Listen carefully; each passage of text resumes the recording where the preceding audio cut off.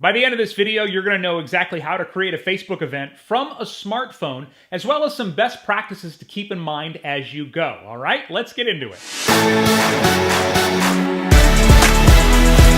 Hello, busy people. Welcome to 5-Minute Social Media. If you have been struggling with social media in your business, you feel like you're putting way too much time in, and it feels like a waste because you're not getting anything in return, you're in a great place. Every week, we put out a quick video to help you with a different piece of your social media marketing strategy. So if that sounds like something you could use, take a second, hit subscribe, click that bell, and then you'll be notified each week when we release another helpful video. My name is Jerry Potter, and today I'm going to show you how easy it is to schedule a Facebook event from your smartphone. If you're looking to create the event from your computer instead, I've linked to a very popular tutorial for that in the description of this video. So I'm doing this on an iPhone, but Android is very similar. I'm going to show you two apps you can do this in. First of all, I'm in the regular Facebook app, and I came to my business page. I'm going to tap this More menu on the upper right, and then I'm going to tap Events, and now here I can tap Create Event. And that's where we'll start.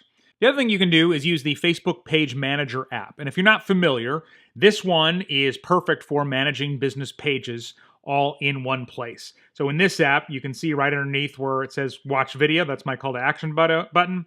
I hit Event, and then it goes right into Create Event. You can see right at the top, your page's cover photo will become the default image, but of course I can tap this camera icon on the right, choose an image from my camera roll.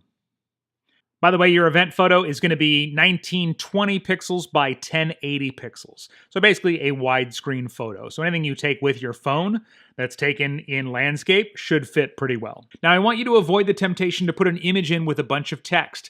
Facebook doesn't like images with more than 20% text. So if you create an image with a bunch of details on your image, it's going to lose reach in the Facebook algorithm.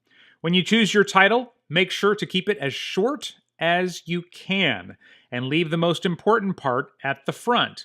So let's say you are having a brewer's night at a restaurant. You don't want to have the third annual there at the beginning.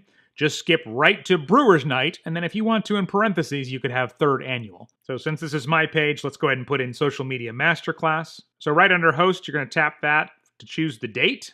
Facebook events do have a recurring event or repeat event option, but it is available only in the desktop. So you have to create that on the computer if you want to do that. Since this is a business page, they're assuming your location is public, so just go in and search for where it is. Sure, University of Washington, that's where I'm teaching.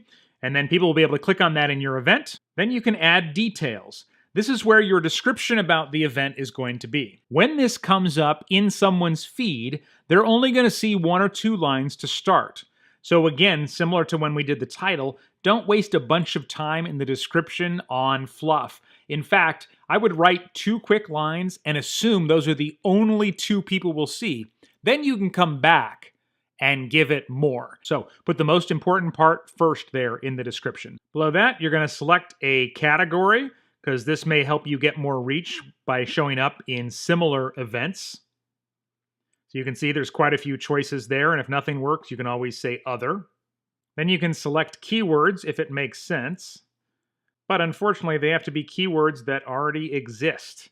You can't just add your own keywords. Now, if you have tickets, you want to tap on the ticket URL, and you can link to your ticket URL, whether it's on your website or Ticketmaster or Eventbrite, whatever it might be. If your event has any co-hosts or sponsors that you trust, you can tap co-hosts and add them in here. Just know that they'll have editing privileges and be able to add the event to their calendar. So again, make it sure it's somebody that you trust. And then this last option down here, this is you deciding whether or not when somebody comes to the event, then they post if it shows up automatically or if you have to approve it before it goes up. I usually start with it off, and then if the event for some reason becomes a problem, then maybe I'll add it back in. And just like that, we're all set. I hit Create. And it's up. And immediately on my business page, it shows up as a post here. From here, I can share it to my personal page or private message it to people. I can also decide if I want to put some money behind it, then I would hit Promote Event, and then I could go ahead and boost it. All right, once you've created your event, you need to get people to it, right? I'm linking to a video on your screen right now, how to dominate Facebook events. 10 tips that are super, super helpful and easy to do. If you don't see it on your device on the screen, you can get the description in the link of this video as well. Questions, comments, let me know in the comments section. Otherwise, thank you so much for supporting 5 Minute Social Media. You're not only supporting me, but also my two tiny superheroes at home.